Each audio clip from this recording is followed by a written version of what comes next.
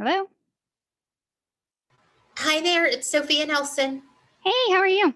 Good, thank you. Thank you for being here. I'm just signing everybody in. Oh, perfect.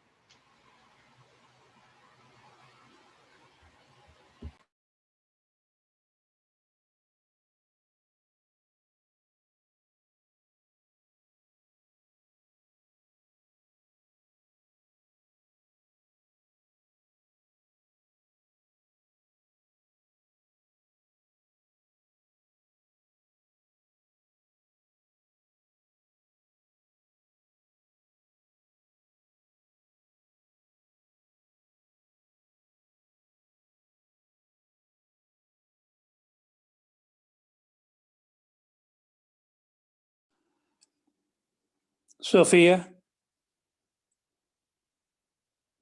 Yes, sir. Hi, you got Alex. me? Yeah, I'm here if you need me. Thank you so much. Thank you.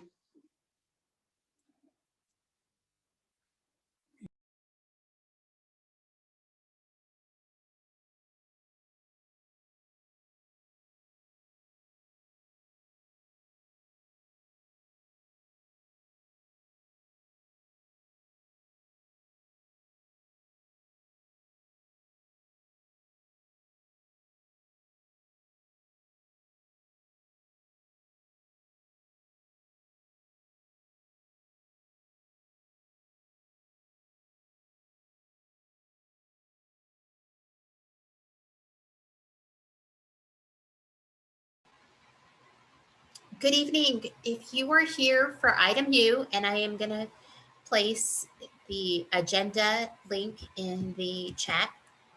If you are here for item U, the applicant has requested that that item be postponed for the public hearing and the action for 2 weeks. So that would place that agenda on February 16th. The commission will go through the process of making that motion and formally so that it is postponed for 2 weeks. But if you're on the line specifically for that meeting, just want to let you know that.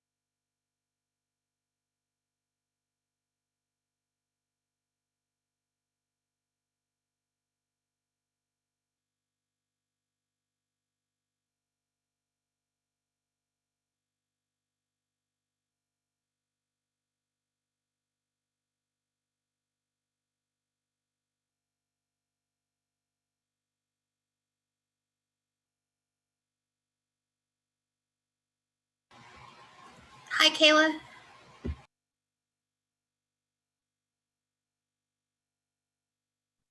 Sorry, I forgot I was muted.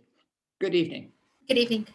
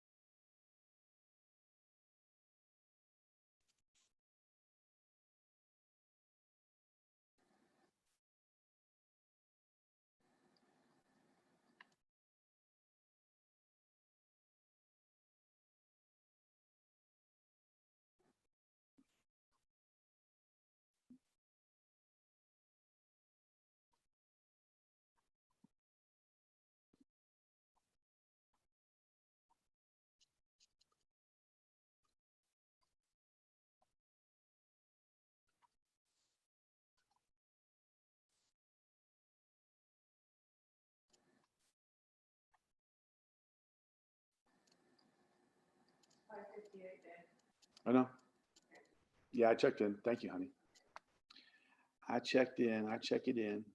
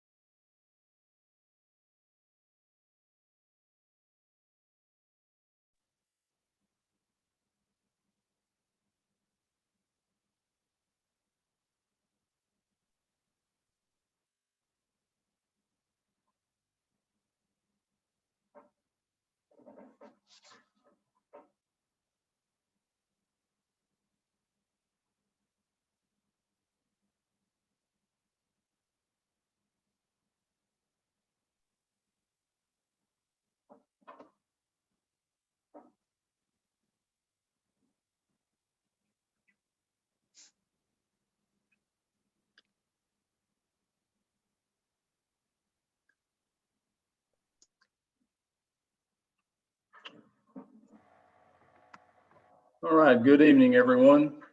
Today is February 2nd, 2021. The time is 6 p.m. This is the City of Georgetown, Texas Planning and Zoning Commission meeting. At this time, Myrna Garcia, our staff liaison, will call the roll so we can officially establish which commissioners are in attendance. Myrna?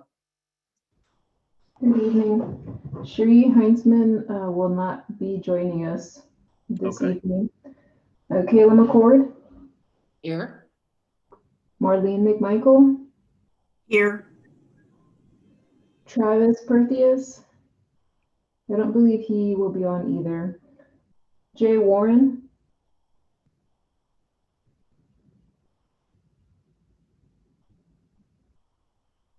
Jay, Yes, ma'am.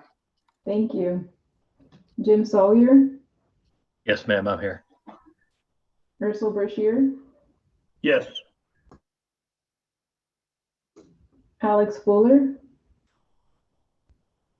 Yes, I'm here. Jerry McCulley, I'm here. Jerry's here.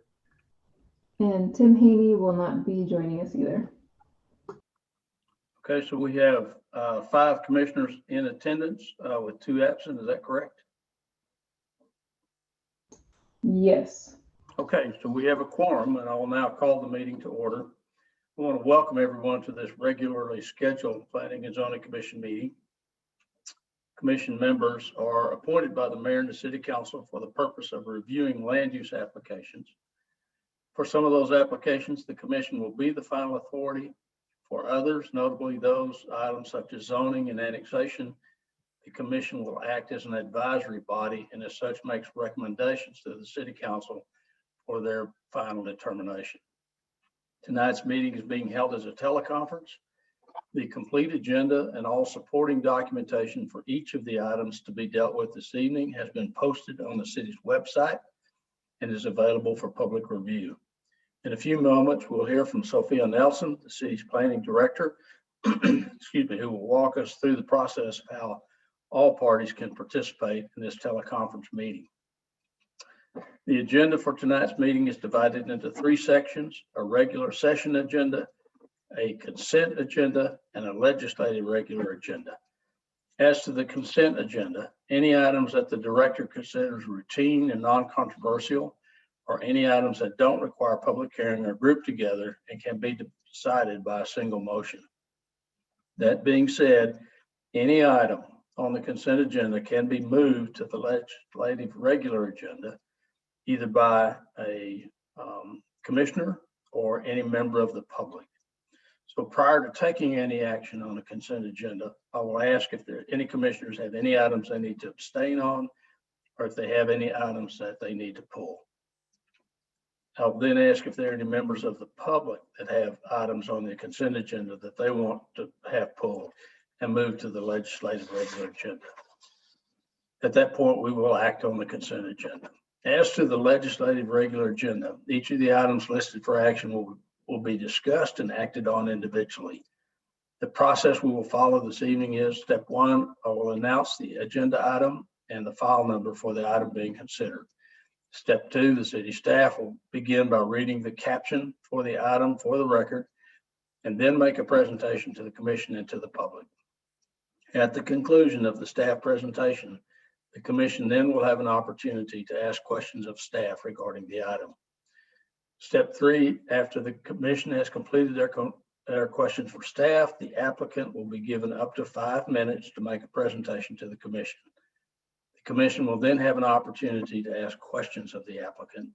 Step four, at the conclusion of the applicant's presentation, we then open the floor for public comments. When it is your turn to address the commission, please begin your comments by stating your name and address for the record. This meeting is being recorded, so it's important that we know who's speaking. Speakers will have up to 3 minutes to address the commission, unless another person present and signed up to address the commission is willing to transfer their time, in which case an individual speaker may have up to 6 minutes to address the commission. However, if more than 20 people are here to speak on an item and they sign up to speak, then by city rules, each speaker is allowed a maximum of 2 minutes to address the commission, 4 if another party has donated your time. At the conclusion of all the public comments, and the public hearing will be closed. And then the next steps, the applicant will be provided up to 3 minutes of rebuttal time to respond if they so choose. Step 6 is the decision that then moves to the dais, and the commissioners will engage in the deliberation process with the goal of adopting a formal action on the item. All right, at this time, I'd like to ask Sophia to please walk us through how the meeting will be conducted and how people can participate. Thank you. My name is Sophia Nelson. I'm the planning director for the city of Georgetown. If you'd like to participate in today's meeting, just a few rules that we ask you to follow. First, if you are not speaking, please mute yourself. This will help us have a good recording, but also help all listeners be able to hear the proceedings that are taking place.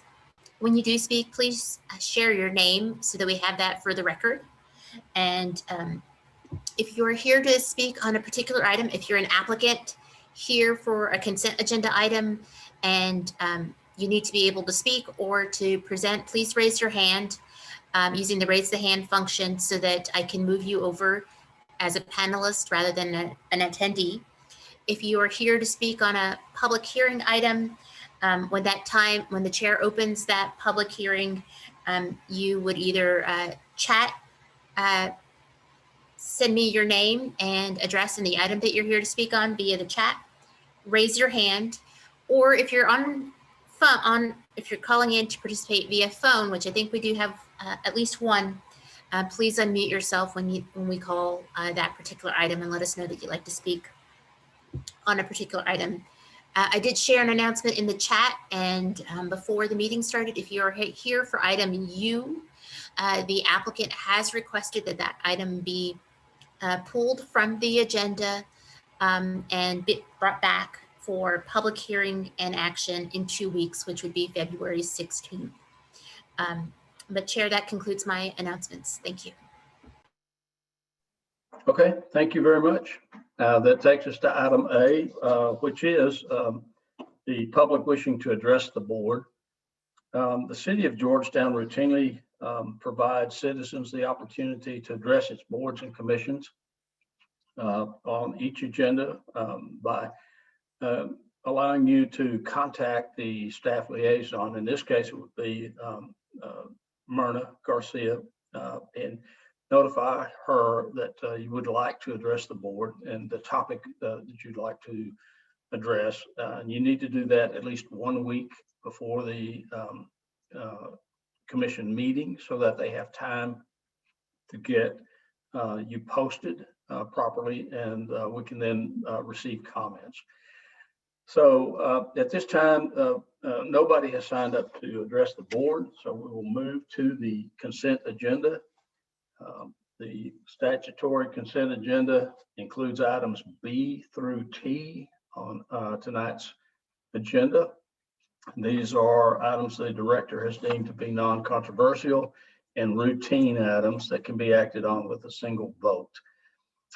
Commissioners, do you have any items on the agenda that you wish to abstain on? All right, not hearing any. Do you have any items on the consent agenda that you want to pull and to move to the legislative agenda? All right, not hearing any. Are there any members of the public that have items on the consent agenda that they want to have pulled? If you do, please raise your hand via the chat, via the Zoom feature here. I'm not seeing any. Are you seeing any, Sophia? No, sir, I'm not. Okay. All right. So commissioners, as to the consent agenda, the floor is open to a motion. This is Kayla McCord. Move to accept the consent agenda, items B through T as presented. Okay, thank you. Do we have a second? It's Jay. I'll second. All right, thank you. So we have a motion to accept the consent agenda as presented. Do we have any discussion? If not, Myrna, call the roll, please. Kayla McCord, Yes. Marlene McMichael, Yes.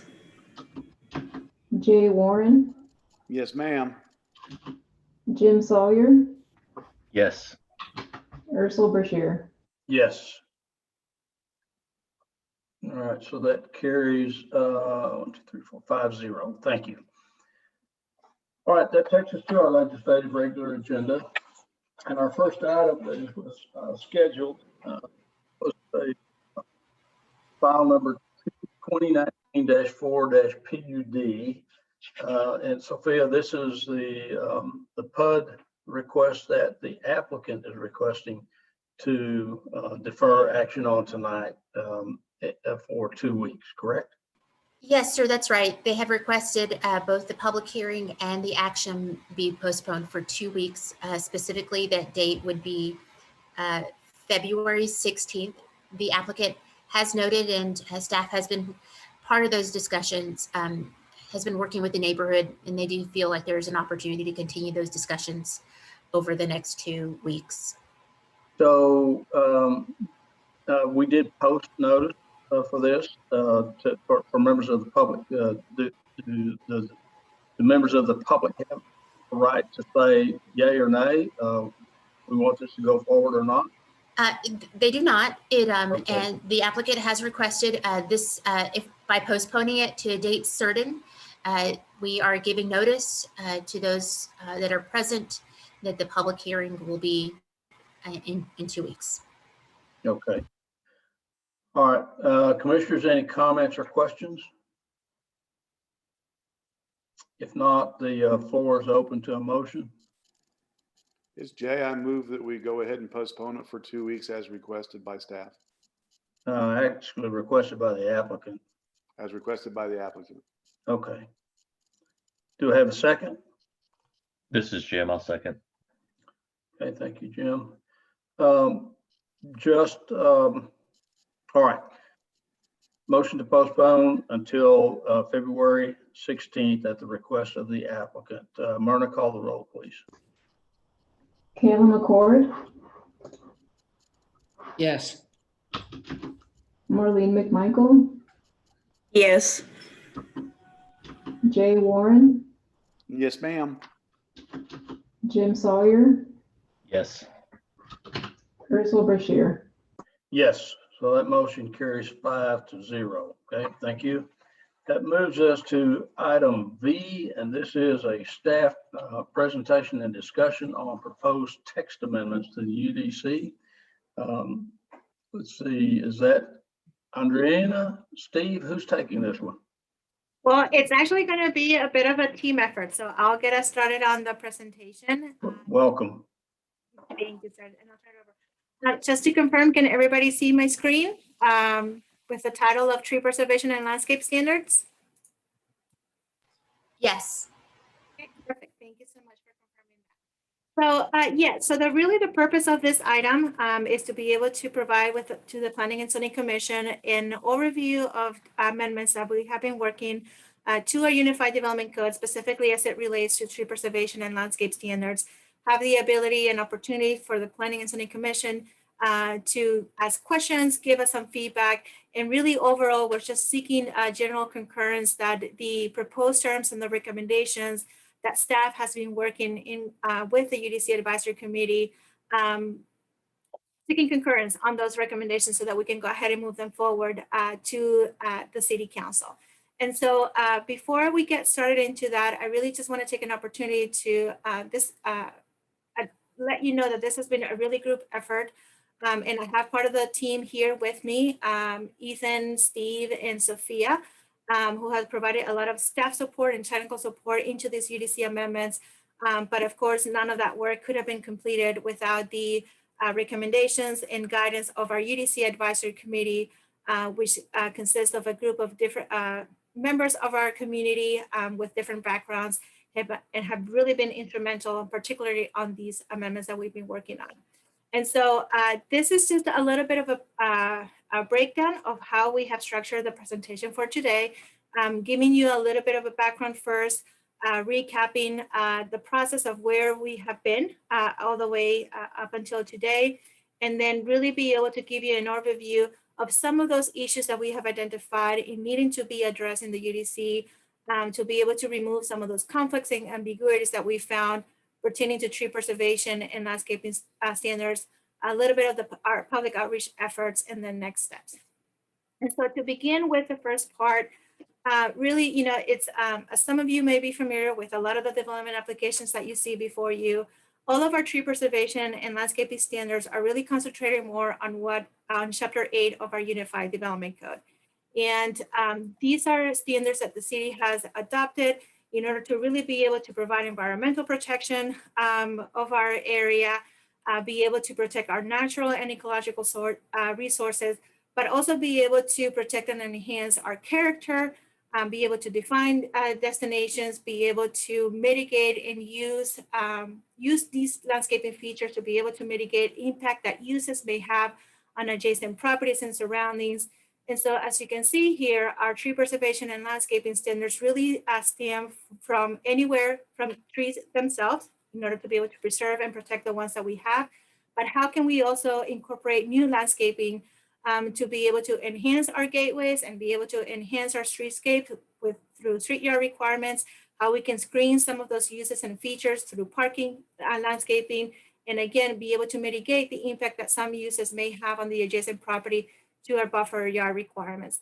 And so as you can see here, our landscaping and tree preservation regulations really touch upon also other chapters into the UDC from process and from review process to other facilities that impacted the site and development of a property, including stormwater, trees, utilities, and so forth. And so with that, back last year, in summer of last year, the UDC Advisory Committee staff, as well as the public, had noticed and identified certain items that we need to clean up in the UDC. Our development standards were adopted from back in our tree preservation from 2007. Our landscaping standards have been in place since the city adopted a zoning ordinance. And what we found that over time, things change, conditions change, the code gets amended. And so we've identified certain areas that are either in conflict or that require cleanup, or that quite honestly just needed to be updated in order to be able to address the current conditions in the development patterns that we're seeing today. And so we have, in working with that, we brought the need to be able to look at our tree preservation and landscaping standards to the City Council back in July, and they approved and gave us a direction to look into these standards as one of the items for us to address through the 2020 UDC annual review process. And so since back then in July, we have been working with the UDC Advisory Committee very closely. One, to be able to identify all the specific issues that need to be addressed, and that where we did found that there is conflict or that there is ambiguity, and be able to work through that in identifying not just the specific issues, but also identifying possible solutions, vetting through those possible solutions, and ultimately coming up with recommendations that we can bring forward to both the Planning and Zoning Commission and City Council to address those specific issues that we have identified. And so with that, in order to facilitate that review and that discussion, we ended up breaking down all the issues that were identified into 3 focus areas. The first focus areas very specifically related to tree preservation, removal, and mitigation. So that has to do more with what are the trees that you do have on site, what needs to be preserved, and how can you use that those existing trees to meet landscaping standards. If you do remove them, what are your options and so forth. The next focus area related to street yards, gateways, and parking.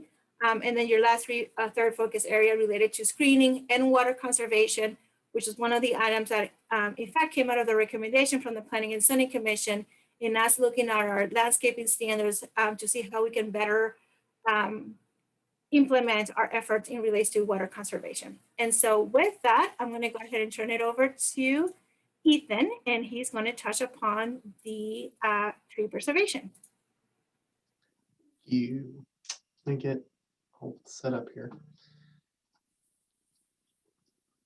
Right.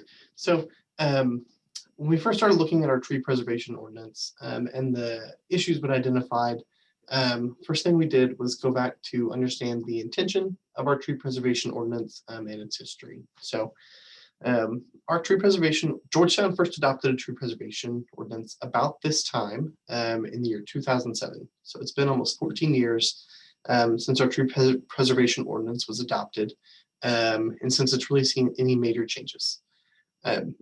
Generally, when you look at tree preservation ordinances across the board, you see that they're established for 3 major benefits that you see outlined on the screen. We see ecological benefits, of course, in preserving native flora and fauna, and that obviously this creates habitat for native species, but also humans. We all enjoy a park with trees better than a park without trees. And these native species and established trees weather the natural hazards for our area much better than the smaller trees we could be replanting in their place. Trees also have some interesting environmental benefits in developed areas. We have all walked through a parking lot on a hot Texas summer day. Those parking lots without shade cover can be up to 10 to 20 degrees hotter than an undeveloped site in the summertime, which puts you at 130 or 140 degrees sometimes in a parking lot. And as tree canopies grow and develop, they actually increase surface area, which provides that shade and increases surface area to actually slow stormwater runoff and reduce the impact of storms on our stormwater systems. All of these are really secondary benefits to the aesthetic benefits that trees have, especially here in the Texas Hill Country. Different trees define different regions of our city. You know, on the east side of town, you expect a crooked old oak, but on the east side of town, you may expect an old walnut or a pecan. And as I think you see this a lot in our downtown, trees are used as a landscape element that really can define and complement the built environment.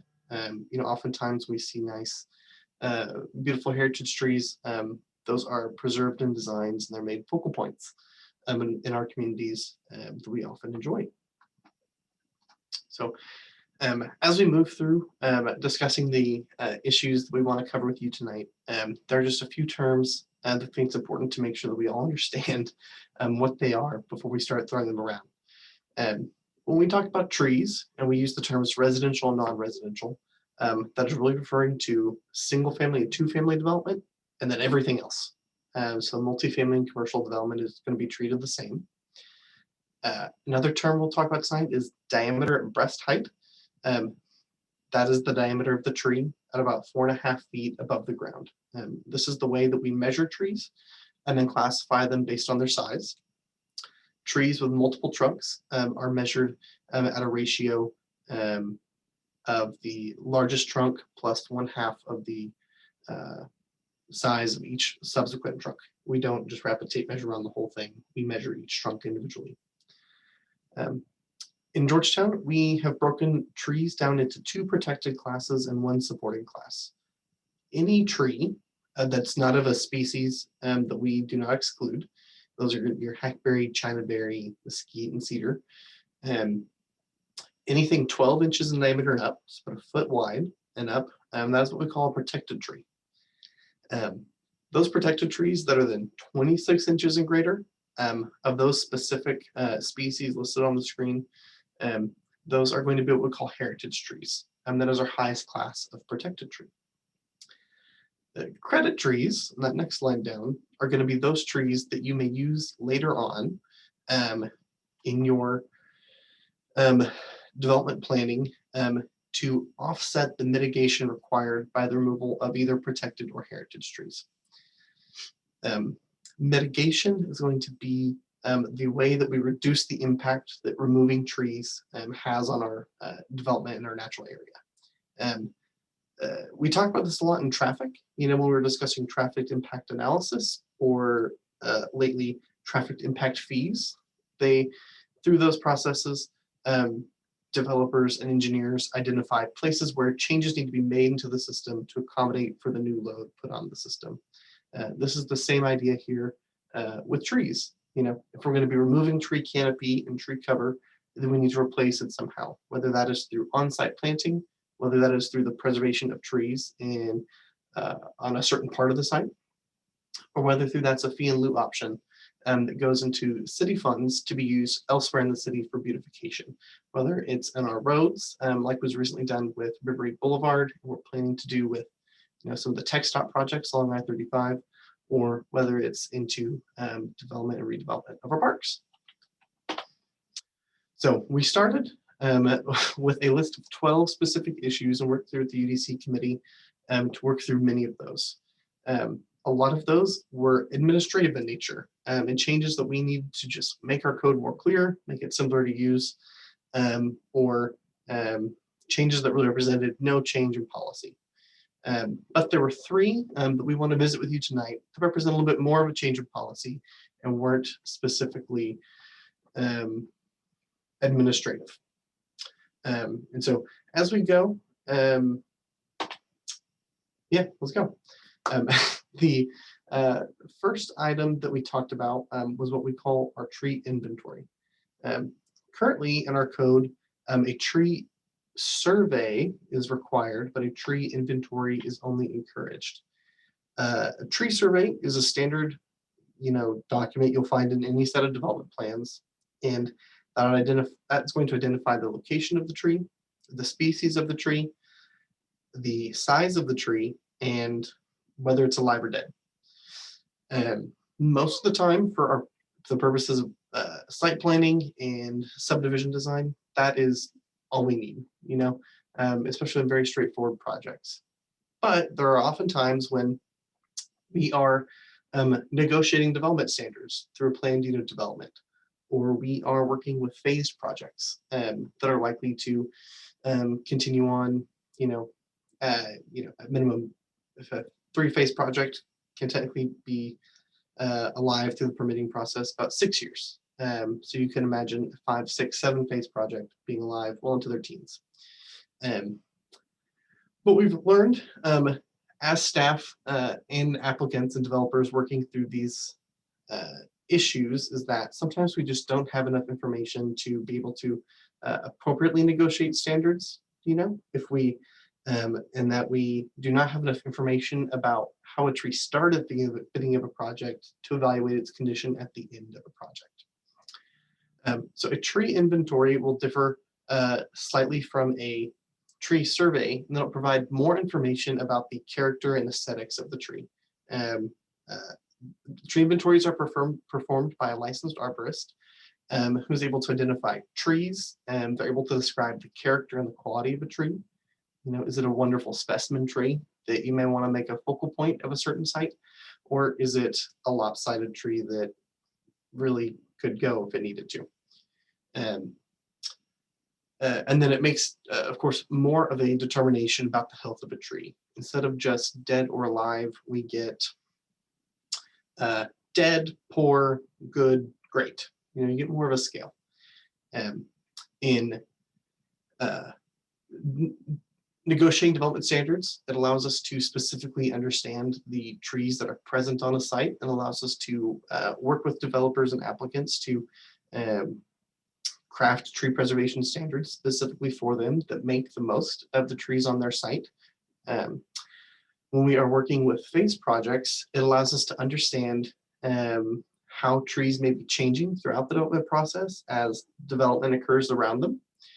But it also allows us to work with developers better to identify the cause of death and what mitigation is owed if a tree does die. You know, if at the beginning of a project we identified that a tree was suffering from oak wilt, and then 5 years later the tree is dead, we don't have to wonder. We understand that that tree was already on its way out, and that mitigation would not be owed for that tree if it had to be removed. We could also work with the developer to go ahead and plan to remove that tree to help them make the most of that space. So, work with the EDC committee, we identified the 5 situations on your screen where a tree inventory can be required. And again, those are when we're negotiating specific tree preservation standards for development, or when a development will be phased out over 3 or more phases, which by our phasing standards in our code could allow it to go on for 6 or more years. The second item that we talked about with the EDC committee was identifying which trees on a property must be identified for the purposes of tree mitigation, and which trees on a property have to be mitigated for, and which can be used for credit trees. There are often situations, like in this graphic on the screen, where a property, when it's developed, will end up with area that's going to be outside of the developer's control. Most often we see this in the 100-year floodplain. Here in Georgetown, our 100-year floodplain is not built in, of course, because it's a floodplain, but also serves as a water quality buffer. So no disturbance is allowed within that area. We also have situations like you see on the left-hand side of the sketch, where there may be additional right-of-way needed when a property is developed along an existing roadway. A great example of this may be where you're out on the farther northwestern reaches of Williams Drive, where it's still a 2-lane road, and we have the right-of-way for a 2-lane road, but our transportation plan identifies this to be a 4 or even 6-lane road. And so you're responsible for giving, when you plat, giving part of that right-of-way for that future road.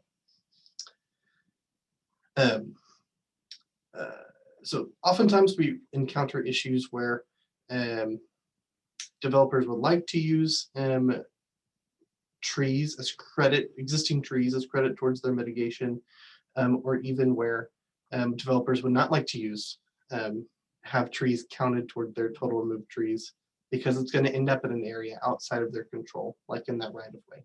Once the developer grants that right-of-way and the city accepts it, developer has no control whether that tree is going to stay or go. So working with our UDC committee, we identified different ways to treat credit trees on different areas of the site.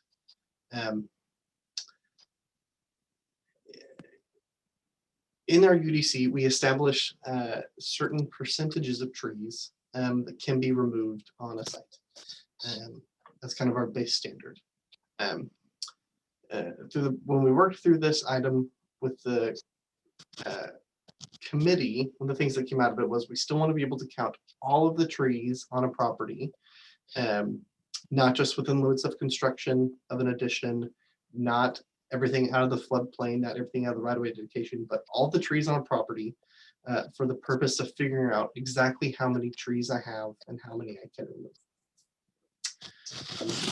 But we worked on some ways to encourage developers to leave trees in the developed area, not just scalp the developed area and leave all your trees to remain in the floodplain, for instance, but to leave those remaining trees to be used as mitigation credit throughout the site so that they're not just isolated and taken off into one place. So currently, trees that remain can be left as credit. Trees that remain on the site can be counted at a 1-to-1 ratio for the purposes of mitigation. So if you remove a certain number of inches of tree, you're responsible for replanting a certain number of inches of trees. And so if you leave a 10-inch tree, excuse me, let's say an 8-inch tree, that would be a credit tree. You can get 8 inches of credit for that if that tree is left on the site. So to incentivize leaving those trees in the floodplain alone, we keep that ratio the same. However, we propose to increase the credit given for trees in the developable area outside of that floodplain, outside of that right of way, at a higher ratio of 2-to-1. So that is made in an effort to, when developers are thinking of which trees they want to save and how they're going to lay out their site, that gives you a bit more of a financial incentive and a space incentive to save those trees within the developable area rather than the floodplain. We ended up also coming to a conclusion that trees located within an area of right-of-way dedication cannot be considered existing credit trees, existing trees for the purposes of mitigation credit. This is because those trees, once they are outside of the floodplain, there's no control of whether they stay or go. And if we're going to give trees, give credit for preserving existing trees in lieu of mitigation fees, we want to be sure that they're trees that are going to remain and benefit the site. And if that's in the right of way and the city or the county comes through and builds a road there, you just can't determine that. The last big thing that we talked about with the UDC committee were our options for tree mitigation. As we reviewed existing projects and what we really wanted to get out of these amendments, and one of the things that we determined was that our current system for mitigation was not getting the best results. The way our system is set up, it essentially treats a 24-inch or 25-inch protected tree completely different than a heritage tree. You know, with only an inch difference, that difference is negligible to the naked eye. So what we want to do in the 4 amendments on your screen is one, figure out how we can restructure and make the system a little bit more fair and prioritize the higher trees appropriately to the lower class trees. But then also codify some of our standard practices. You know, there's been some gray area in the code, and so as staff works with developers, we end up coming to some the same conclusions sometimes, working through those gray areas. So this would code that gray area. The first change that we propose is to our 2 tree classifications. When we compare our fees and our tree classifications to those of other cities in the greater Austin area, we find that we actually have 1 fewer class than most cities. Some cities have a class higher than heritage trees that they may call a monarch tree, and many cities have a class lower than a protected tree, protecting even down to 8 or 6-inch trees. Our fees are also somewhat comparable to some cities, but behind other cities. So what we propose is somewhat of a slight update to our system. We think that if we split the higher level of protected trees off from the lower level of protected trees, and then slightly adjust the fees around that, we can encourage developers and codify our intent to save those more established trees that benefit developments more. So currently we pay if you're going to be paying a fee in lieu instead of on-site planting or other mitigation options, you'd be charged $150 per inch of tree. However, what we've done is split the protected class into two categories, about that 18-inch line. We found that that was roughly the median break when we looked at different tree surveys on different size projects from different parts of town. That is roughly the median break. And so charge a slightly lower fee for the smaller trees, slightly higher fee for the slightly larger trees, and then a slightly higher fee again from the heritage trees.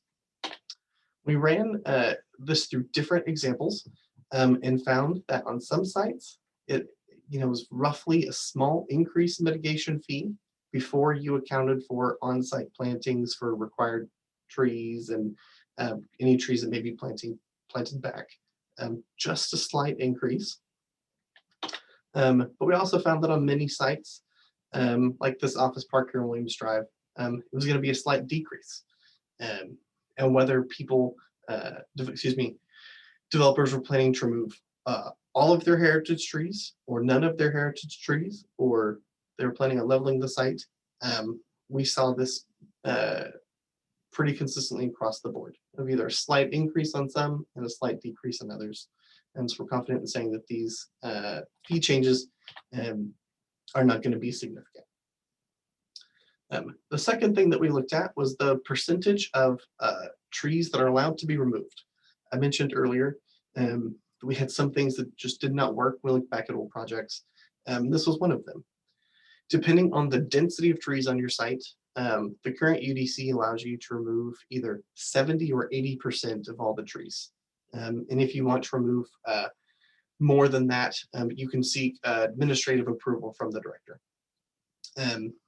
That has not been common practice, and we received many requests to remove more than the required number of tree. So what we've done here is remove that option for the applicant to reach out to the director for approval, and just written in that approval in the code. If you pay and if you mitigate for the tree above and beyond. Let's say you're on a site that is required to save at least 30% of your trees, but you propose to remove 80% of your trees. The first 70% of your trees would be mitigated for at our normal rate, a 3-to-1 ratio. But that extra 10% that you're removing, you would mitigate for 1.5 times as normal. Another standard practice we have is by fitting as many on-site replacement trees onto the site and that's being developed as possible before we consider fee in lieu options. We have codified that, that has just been a standard practice up until now, but we propose to codify that into the code so that we are sure that we are replanting and reestablishing our tree cover as much as possible. The last thing, the last term that we propose is really a logistical issue. Oftentimes, developers will choose to, most of the time, developers are required to pay their mitigation fees or put up the money to get their plans approved. And then at the end, after we've gone through all the work and the construction, inevitably there's some sort of change, or we go out for a final inspection and the replacement trees that were supposed to be planted in the open space lots haven't been planted or something.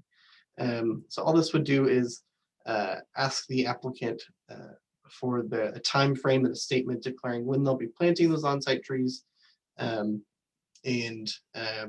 addressing the way in which they can request to have reimbursement for trees they thought would die but ended up living. That is the tree preservation items we wanted to go over today. So before we move on to other topics, are there any questions or concerns about anything? All right, commissioners, any questions on the tree portion for Ethan or Andriana? Yes, Mr. Brashear. Yes, I have a please. question for Ethan. Yes, ma'am. And this may be an unlikely scenario, I don't know. But let's say that 2 or 3 years after an inventory is done, which incorporates apparently both a survey and a schedule. And if a development remains incomplete and a handful of trees dies during that period, does that in any way trigger a new tree survey to determine what's going on with that and whether or not additional mitigation is needed? Not necessarily. So our code specifies that a tree survey and a tree inventory will be good for at least 5 years for trees of a certain size. And then at a 10-year mark, the entire survey is required to be redone. If we were just maybe 2 or 3 years into a development, that would not require the entire survey to be redone. That would just be an update that we would want reflected in the plans. Okay, but some kind of update would be required? Yes, ma'am, but it would just be related to the few specific trees. It wouldn't have. Okay. Okay, yeah, I was just thinking about oak wilt and that getting started perhaps during one of these periods. Thank you. Yes, ma'am. So Ethan, the question that Kayla has posed causes me to ask you, what is the trigger event that causes the city to re-examine that original survey? So usually when Steve maybe will answer this better than I can, but typically as a phase project is going through the process, we don't review all your plans at once. You know, we may review phase 1 plans at the beginning of 2021, but we may not see phase 2 plans sometimes till the beginning of 22. So oftentimes as Steve is working with applicants there, he may identify trees that they haven't, from the original survey, that they haven't been including on their current plan set 2 or 3 years down the road. And usually what happens is Steve makes that comment and Steve works with the applicant and they go, oh, well, that tree got oak wilt and died. And so usually it's through those kinds of conversation, those periodic updates and review of new plans that we identify those issues. So I guess the reality is that as long as an application or a development is going through the entitlements process, you have an opportunity to review the assumptions pertaining to the trees. But once that development is finished and the final COs are issued, what's the lever that you have to allow you to go out and protect those trees? Certainly. So we work with our code enforcement officers quite a bit on those kinds of issues. Oftentimes we run into those issues when a development is coming back and maybe they want to make an addition or some changes to their plan a few years down the road. Or like we see oftentimes here, especially with variance requests, most of code enforcement is word of mouth based. You know, our code enforcement officers cannot go out and actively look all the time across the whole city for places where people may have removed protected trees.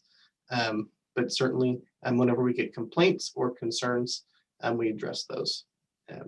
And oftentimes our local landscape companies and arborists and even designers who work in the area very often are aware of our rules and contact us if they have questions or concerns about anything they're doing.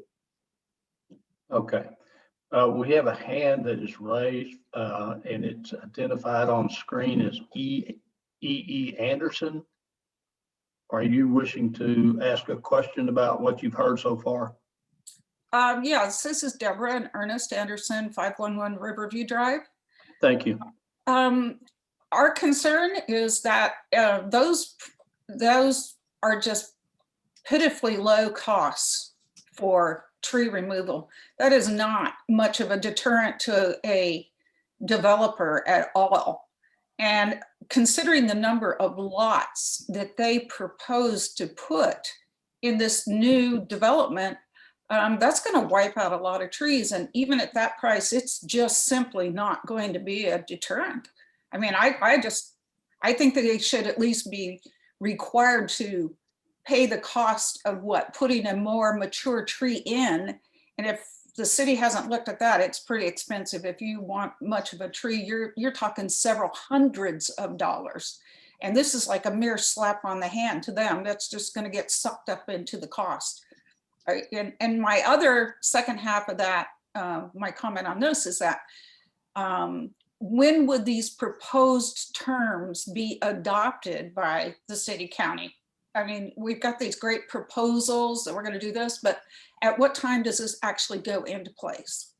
And how far out are we from having that? Well, procedurally, we are here this evening getting a presentation that will move from here to the council. And the council will give their final comments to staff, and we'll come back for a public hearing at the P&Z, in 2 weeks or a month, something like that. And then it goes to council for final action. So you're looking at an activity that is scheduled to conclude sometime over the next 6 weeks or so, maybe 8 weeks. And that's when it kicks into gear. Okay, thank you.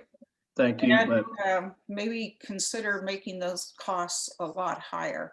Ma'am, this is not a public hearing. I know, I understand. Your comments are valid, and I encourage you to make those comments when we get into the public hearing process, and certainly communicate that to your council members as well. Thank you very much. All right, thank you. Any other questions for staff on trees?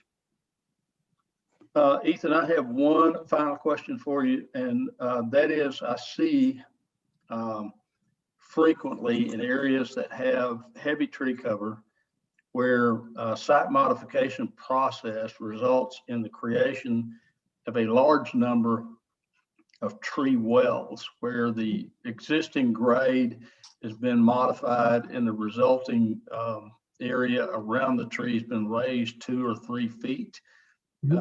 And those wells do not have, they're not rocked in necessarily, and there's no water source. To me, it looks like that's really a tree strangulation project, not a tree enhancement project. And I'm wondering, is that something that the arborist, the staff arborist has the ability to review and comment on as we're going through review of site development permits? Steve, would you like to answer? Sure. Good morning, Commissioner, or evening, Commissioners. So, yes, tree wells are generally reviewed during the site development process on any project. However, our code does only require that the half critical root zone is the area in which is reserved for no disturbance, or very, very little disturbance. The amount of disturbance allowed within that area is either a give or take of no more than 4 inches of soil.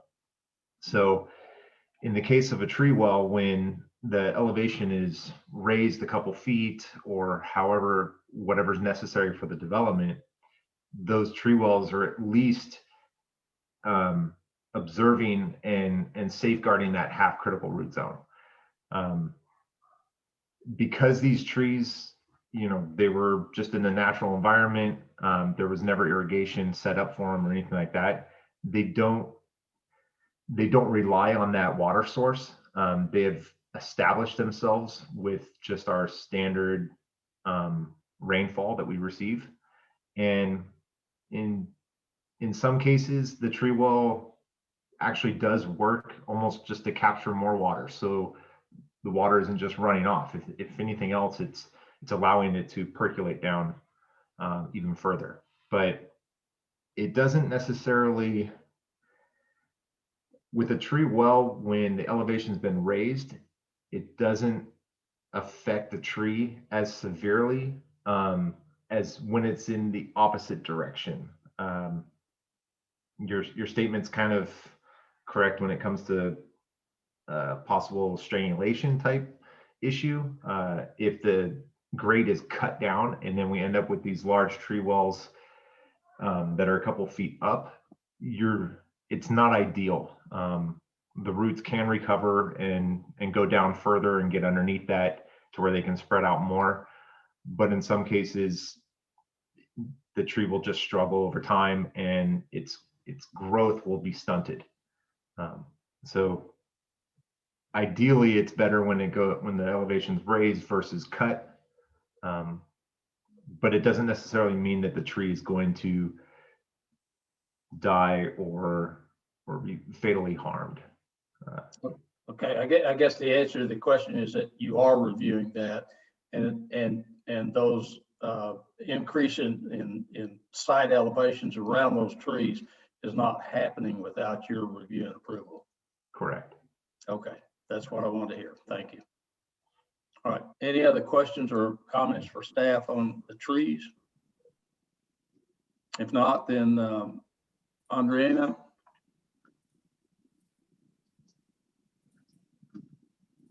So, yes, so we're going to then continue on to our next focus areas, which relates to street yards, gateways, and parking.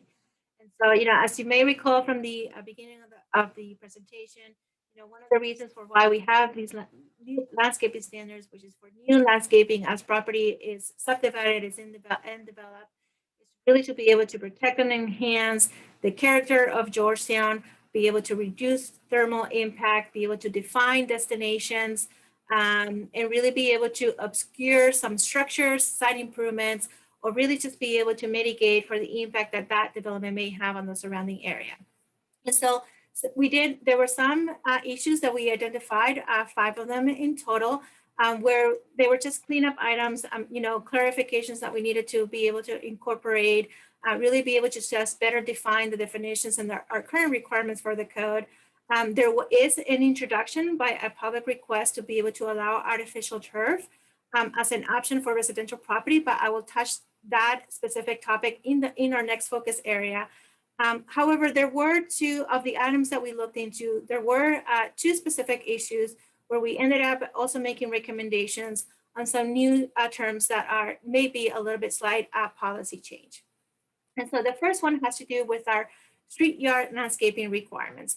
And so as you may recall, in looking at some of these site development plan applications that now come to you, in our landscaping plans, they are required to define what the street yard area is and the number of landscaping that's required within that street yard. And so by definition, street yard is typically that area that is from the right-of-way property line to that front building facade. And so the street yard area may vary just based on where that building is placed on the property. So just because you have a big property, it doesn't necessarily mean that you have a big street yard area. Because again, it's all depending on the placement of that building. And so currently our code has 3 thresholds, if you will, for determining the amount of street yard and the amount of landscaping that's required within that street yard. And that ranges from anywhere from 0 to 50,000 square feet, from 50,000 square feet to 500,000 square feet, and then any street yards that are over 500,000 square feet. And so we have heard as part of the review, a lot of these development applications, and in talking with developers and engineers and property owners, we have found that there's been 2 issues that have been presented in the past. One of them has to do with just the amount of landscaping that may be required specifically for the very large street yard areas.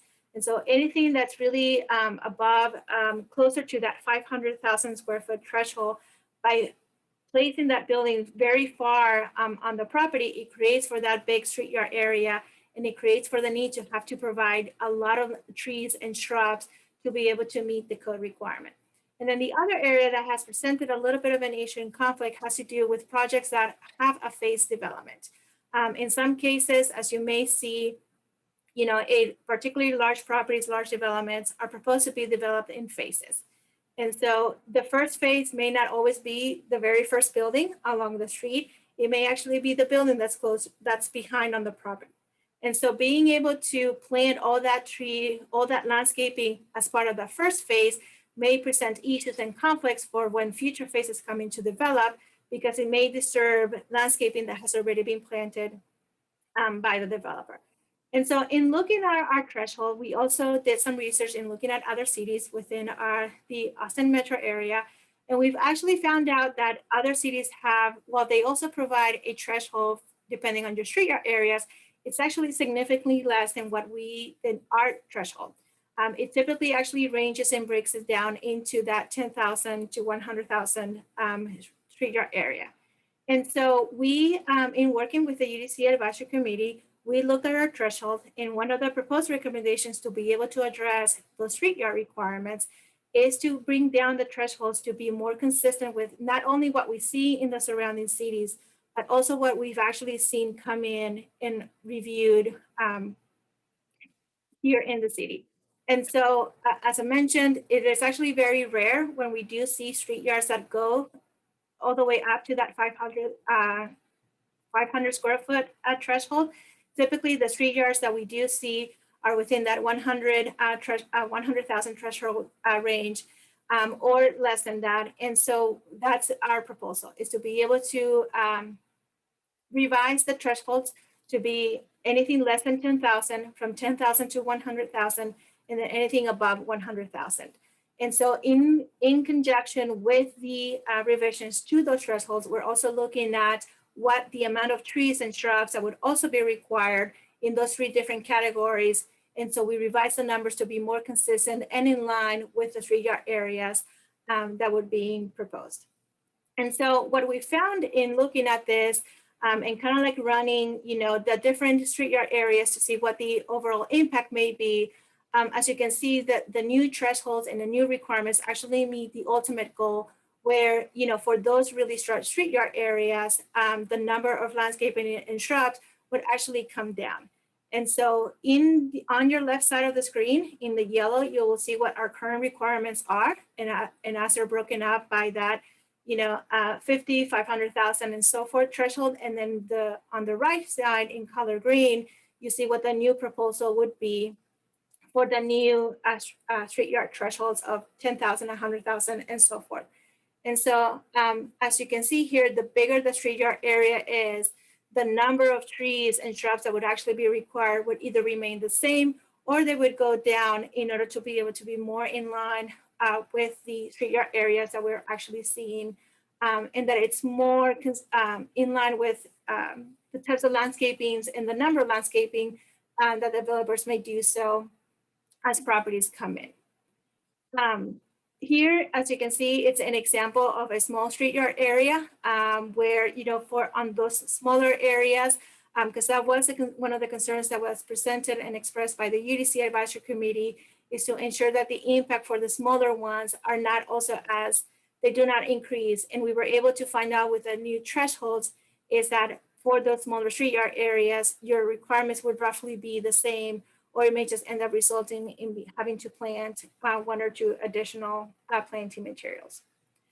The other proposal and recommendation to address the street yard issues that have been identified had to do with those facing projects and those facing developments. And so the recommendation that came out in working with the UDC Advisory Committee is for us to provide as an option a percentage of the amount of landscaping that may be planted within that street yard area, where the majority of the planting would actually be closer to the right of way to really be able to emphasize the streetscape and have streetscapes that's highly landscaped, and then a lesser amount of landscaping materials to be as you get closer to the building. And so this could be an option that anybody would be able to use and be able to apply to their development if they wish to do so. However, in the event where we do have a phase project where they are proposing to develop that property in phases, it's required that the high level planting area, so where 60% of your required street yard would be planted along the right of way as part of that phase one. This way, you know, we minimize the disturbance to the required landscaping as future phases come in and develop.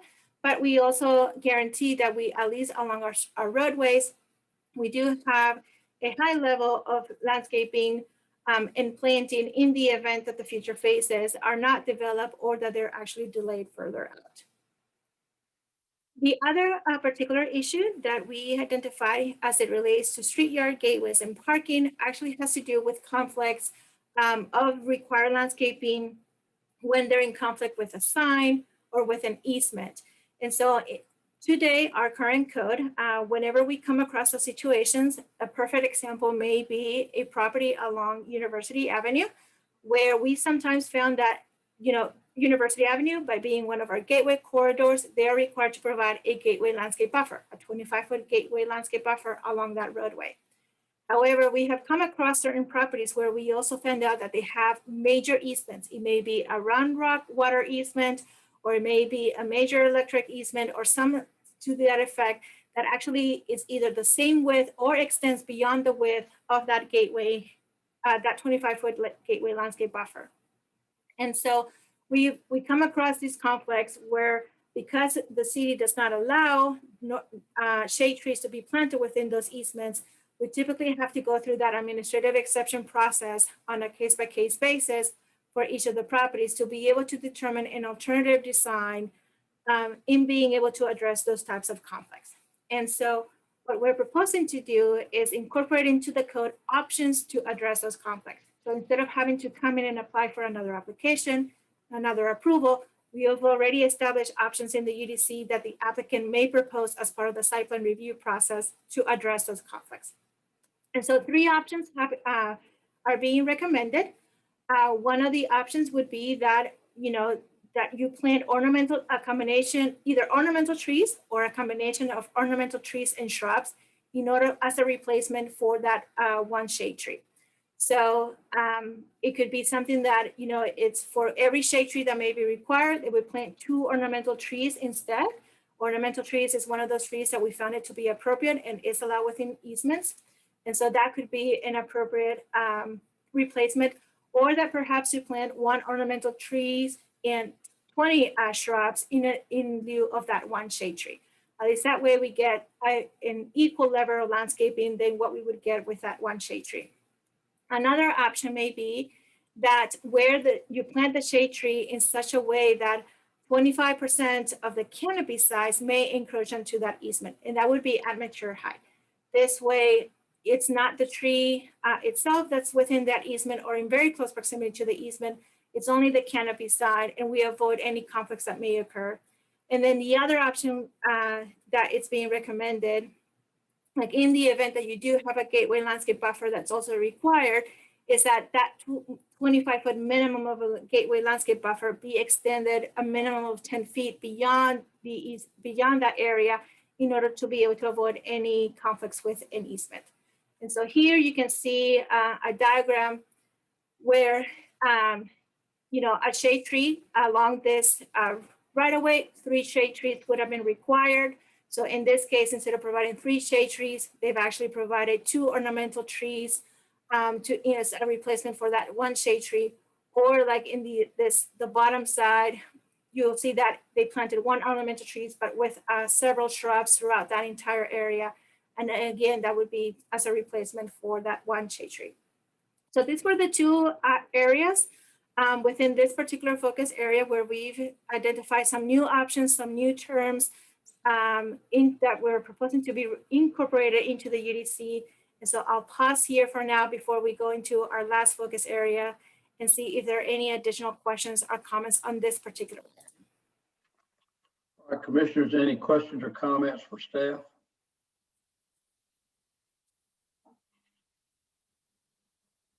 Andrea, that SY5 diagram that you have there, the 2 trees that you show, those are current ordinance requirements that would be eliminated?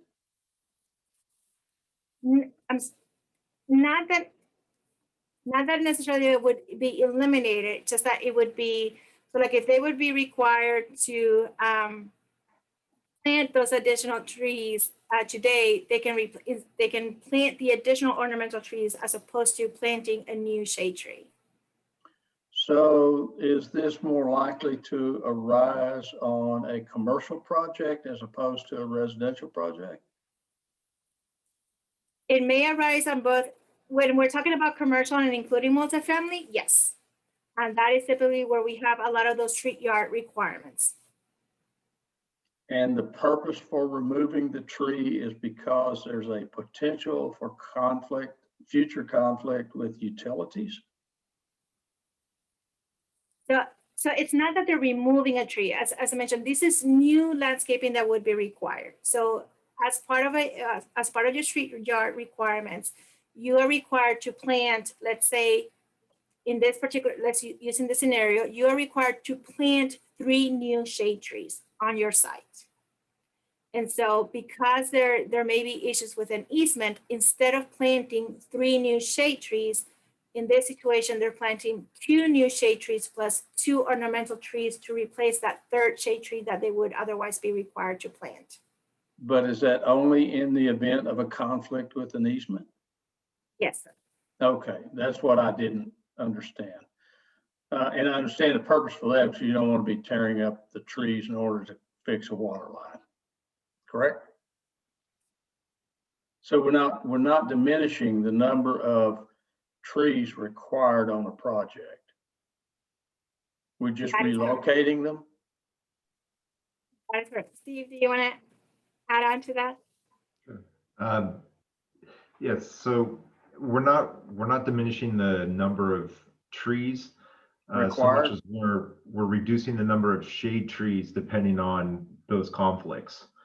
So if 3 shade trees were required, which the shade trees in this are the faded out larger trees, one of those would be replaced with the 2 ornamentals, or the single ornamental and additional shrub material. So it's really just swapping one large shade tree with an ornamental tree, which by code we do allow in our easements. And there are ornamental trees that are more conducive to not blocking signage. Okay.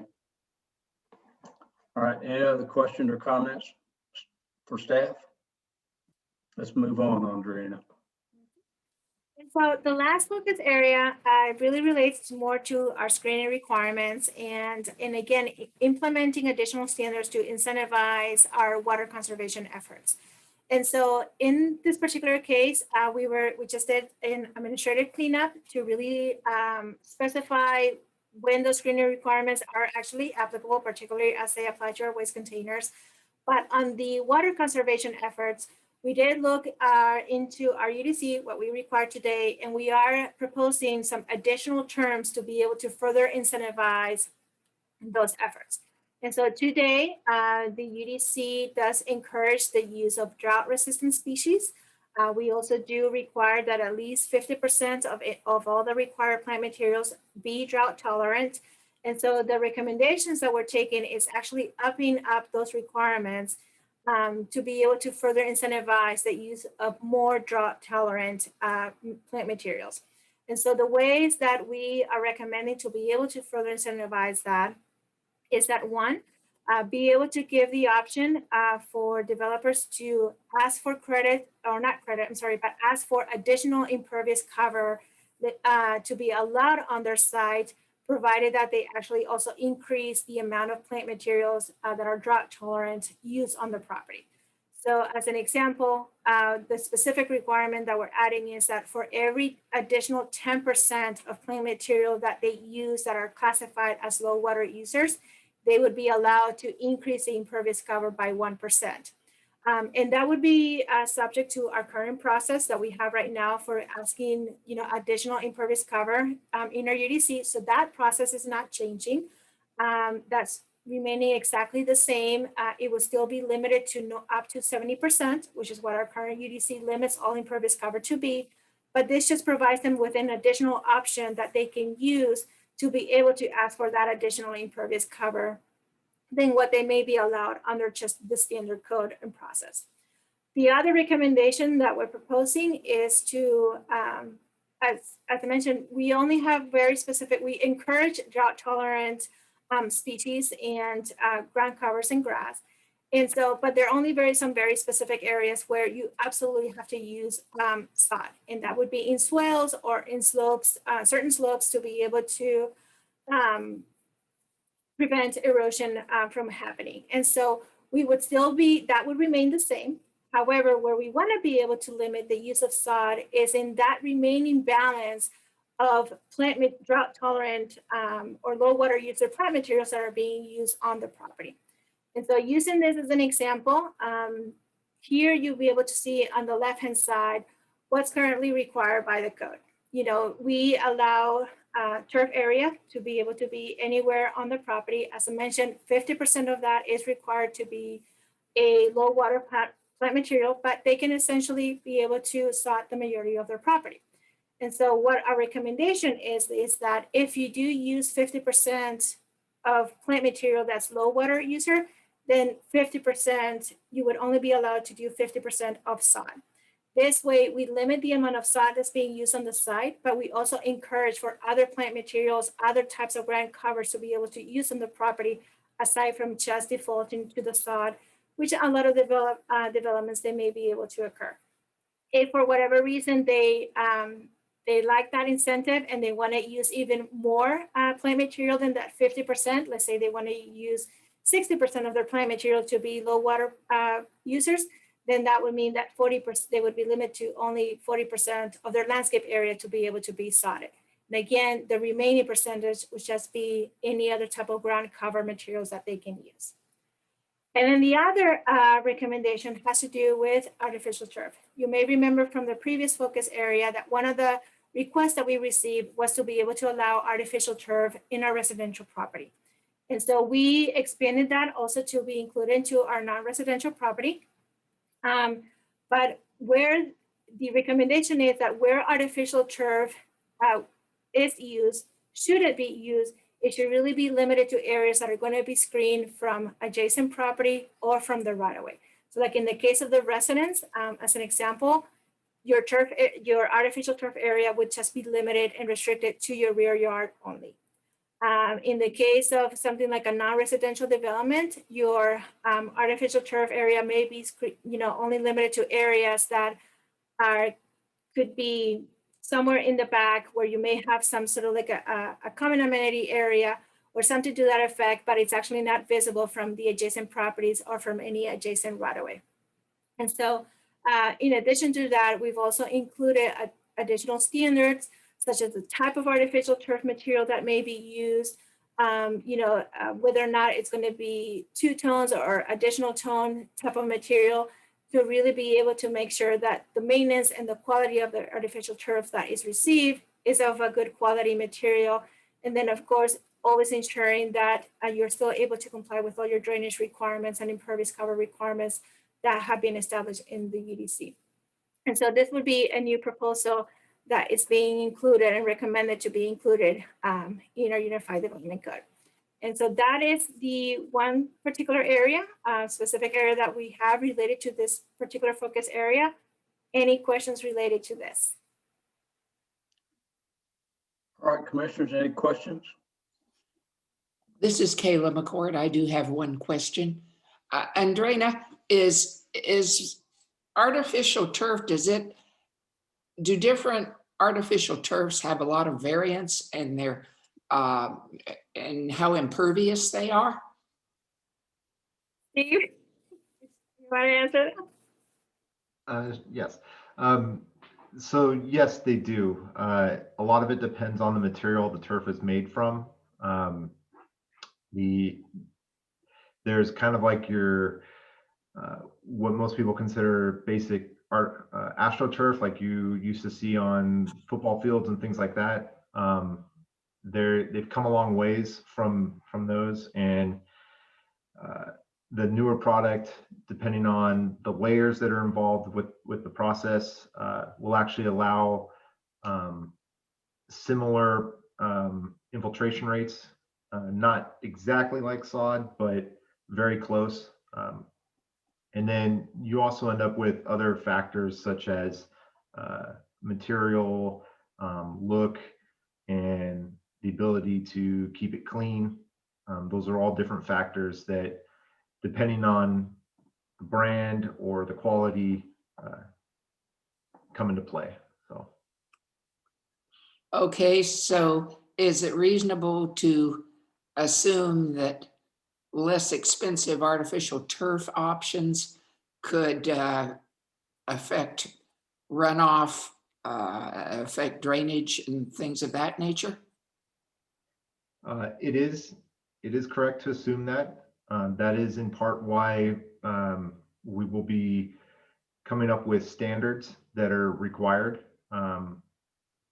From all the research that I kind of looked at, there really seemed to be about 3 different levels of artificial turf. So you had your basic, and then you had your middle grade, and then your really high end, which looks as close to real turf and sod that you can get. From most of what I've looked into, the middle range would meet our minimum standards. And also it would meet the desired look that I think we would want. So yeah, on a commercial stance, there will be minimum requirements. Like Andrea had mentioned, they will still have to provide proof, likely by an engineer, that they can meet their percolation rates. And that way the stormwater isn't an issue. With residential, we're still aiming for that middle ground. But I think some of that will really depend on the residents themselves, as it is what they want in their backyard, as long as it's not visible to adjacent properties or right away.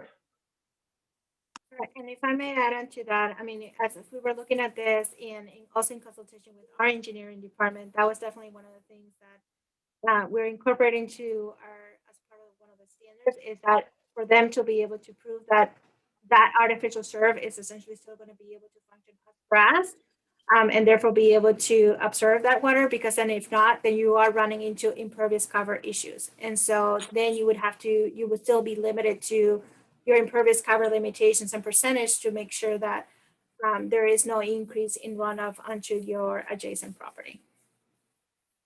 So let me ask a question about at least my experience with artificial turf is that the temperature is generally higher on an artificial turf location than it will be on a sodded location. Is that generally true?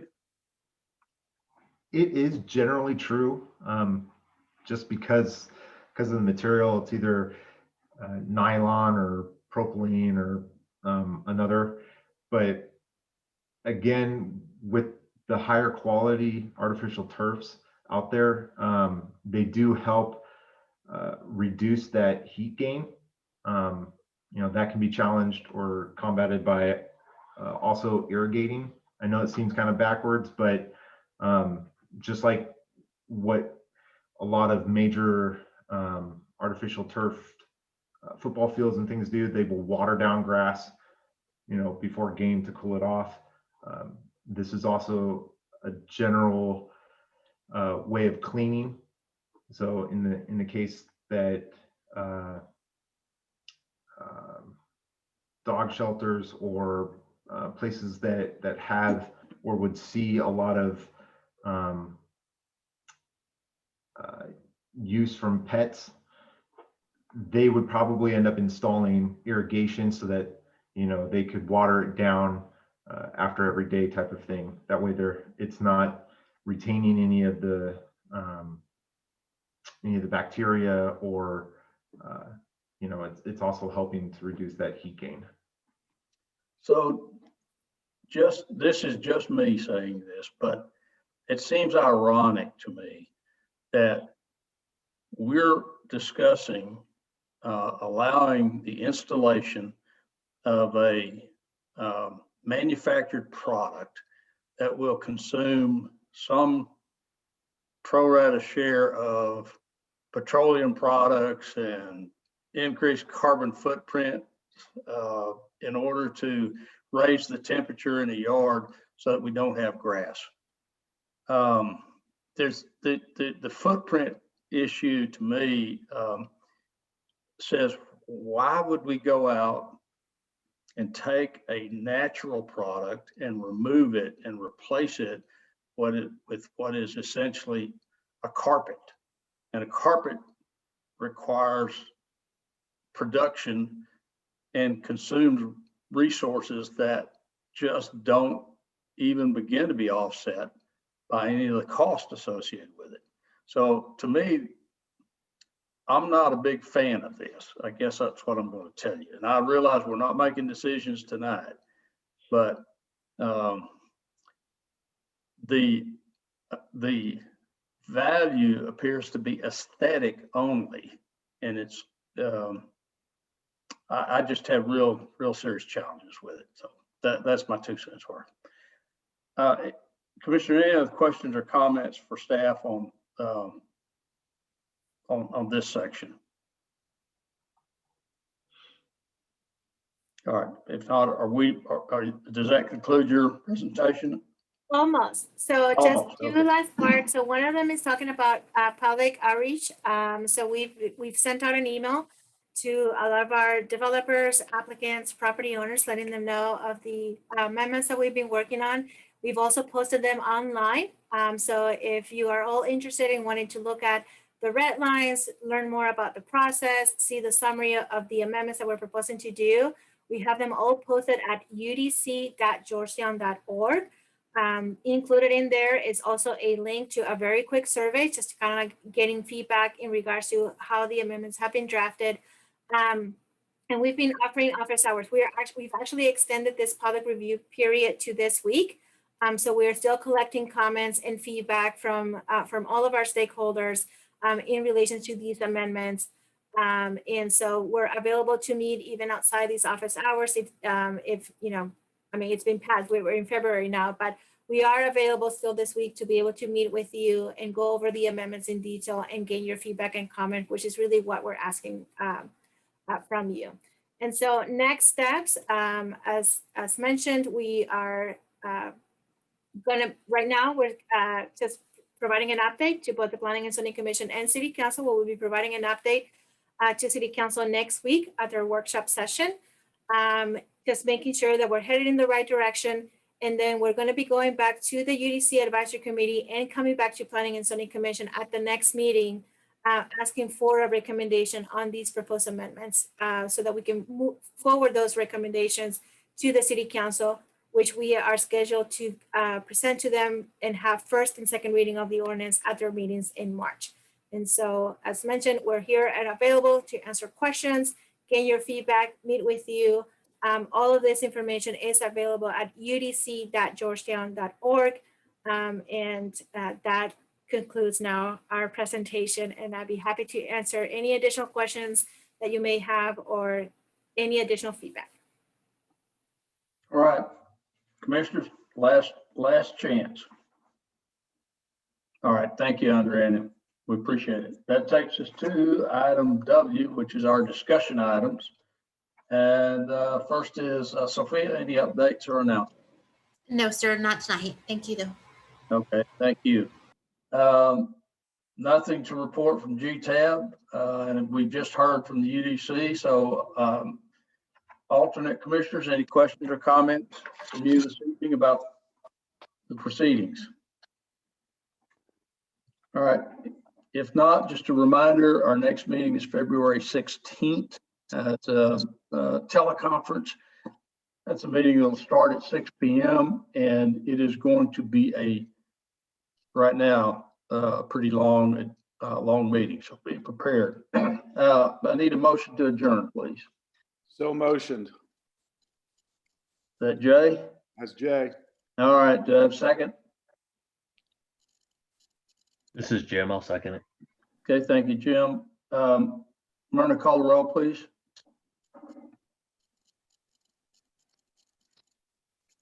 Kayla McCord, Yes.